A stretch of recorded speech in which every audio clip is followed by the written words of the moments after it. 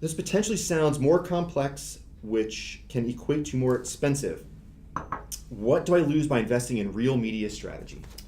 So, look, this is a great question, and honestly, going down the route of having more media leadership, right, on the surface of it, you're going to be spending more upfront on that media planning process.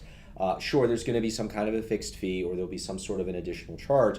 But I think the better way to look at it, and what we have encountered in the marketplace over and over again, is all of the efficiency and the savings that you're going to gain over the long term of the campaign by more effectively integrating media at the beginning of the process. And some examples include, some of the things that we've alluded to earlier in the discussion. Oftentimes creative will, dictate the different sizes, styles, builds, coding of their assets, only to find out later on down the line that, oh, those banners, they're incompatible with the places we actually need to be to reach the audience. So Right. Guess what? Now we got to submit change orders. Things have to get kicked back. Oftentimes it's a double charge or at least a charge and a half. And so in reality, what you're doing by integrating media up front is, number one, controlling for that. But number two, probably reducing the total number of assets that have to be created in the first place by the creative shop. So you're really streamlining from beginning to end, waste across the board. And even just from a media only perspective, let's take creative out of the picture for a second.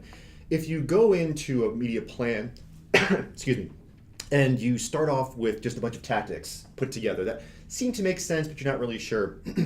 Any media agency worth their weight in salt will optimize as they go through. So you're going to want to make changes throughout the campaign to make it better. Make sure you have your KPIs.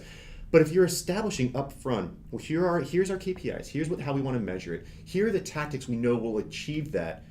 Yes, you're spending a little money up front, but you're saving yourself so much time and money in the back end of having to make all these huge adjustments and optimizations. You're most of the way there. Your funnel of what could possibly happen is not this massive, it could go anywhere, but it's more like this. You're still going to want to optimize. You're still going to want to make changes, but they're much more controlled in a much smaller environment.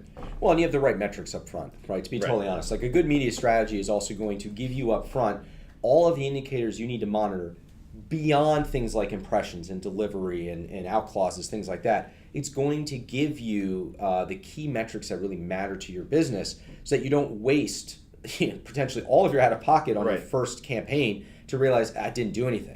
That's too late. You need to be learning that while the campaign is live, and that's what a media strategy will give you. You got to give yourself a head start. Yes. Essentially. Yes.